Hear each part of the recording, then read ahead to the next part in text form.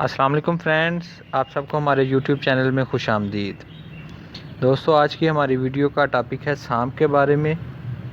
اللہ تعالیٰ نے سانپ کو کیوں پیدا کیا، کس مقصد کے لیے پیدا کیا، اور ساتھ ہی ساتھ سانپ کی جو ناگ منی ہے اس کے بارے میں ہم بتائیں گے۔ ویڈیو شروع کرنے سے پہلے ہماری اور ہماری ٹیم کی آپ سے گزارش ہے، ہمارے یوٹیوب چینل کو لائک اور سبسکرائب ضرور کیجیے گا تاکہ آنے والی مزید ویڈیو بھی آپ کو ملتی رہیں۔ دوستو چلتے ہیں آج سے 1450 سال پہلے، جب ایک شخص حضرت امام علی علیہ السلام کی خدمت میں حاضر ہوا اور پوچھنے لگا کہ آپ کہتے ہیں پوچھو جو پوچھنا ہے، اس سے پہلے کہ میں تم میں نہ رہوں، اور آپ یہ بھی کہتے ہیں کہ اللہ نے ہر چیز کو کسی نہ کسی فائدے کے لیے پیدا کیا ہے۔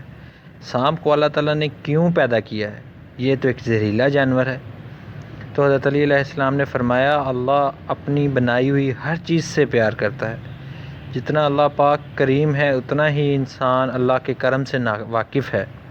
اللہ نے سانپ کو پیدا کیا اور اس کے منہ میں زہر کو رکھا، اور وہ اپنے منہ سے زور زور سے ہوا نکال کے زہر باہر نکالتا ہے۔ اس عمل کی وجہ سے ہوا میں جتنی بیماریاں جو انسانوں کے لیے نقصان کا باعث ہیں وہ اس زہر سے ختم ہو جاتی ہیں۔ دوستو اتنا ہی نہیں، حضرت امام علی علیہ السلام نے اس شخص کو کہا کہ انسان کے جسم کے اندر کچھ ایسی بیماریاں بھی ہیں جن کا علاج اللہ نے سانپ کے زہر میں رکھا ہے۔ جب حضرت امام علیہ السلام کے اس قول کو انگریزوں نے سنا تو انہوں نے سانپ کے زہر پہ تحقیق کی۔ آج ہائی بلڈ پریشر کی دوائی میں سانپ کے زہر کا استعمال حضرت امام علیہ السلام کی بتائی ہوئی ریسرچ پر ہی ہے۔ ہندو مت اور دنیا کے کئی مذاہب میں سانپوں کی پوجا کی جاتی ہے، اور ان کا سانپوں سے عقیدہ اس بات سے بخوبی لگایا جا سکتا ہے کہ ان کے ایک بھگوان شیو کے گلے میں سانپ لٹکا ہوا ہوتا ہے۔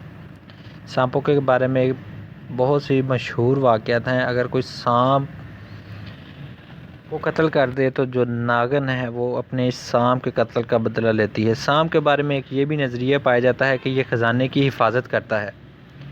سب سے دلچسپ بات سانپ کے منکے کے حوالے سے ہے۔ اسے منکے کو ہندی زبان میں ناگ منی بھی کہا جاتا ہے۔ سپیرے، سنیاسی اور ماہر روحانیات اس کے تو بے حد فوائد بتاتے ہیں۔ ان کا سب سے بڑا فائدہ یہ ہے کہ یہ سانپ کے ڈسے ہوئے زہر کو جذب کر لیتا ہے۔ اس مقصد کے لیے اس منکے کو سانپ کی کاٹی ہوئی جگہ پر رکھا جاتا ہے۔ وہ خود بخود اس زہر کے ساتھ چپک جاتا ہے اور زہر کو چوس لینے کے بعد وہاں سے الگ ہو جاتا ہے۔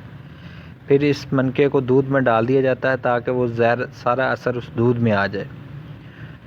اس منکے کے اس کے علاوہ جو شخص یہ منکا اپنے پاس رکھتا ہے اس سے ہر قسم کے مخفی اور برے خطرات سے محفوظ رہتا ہے۔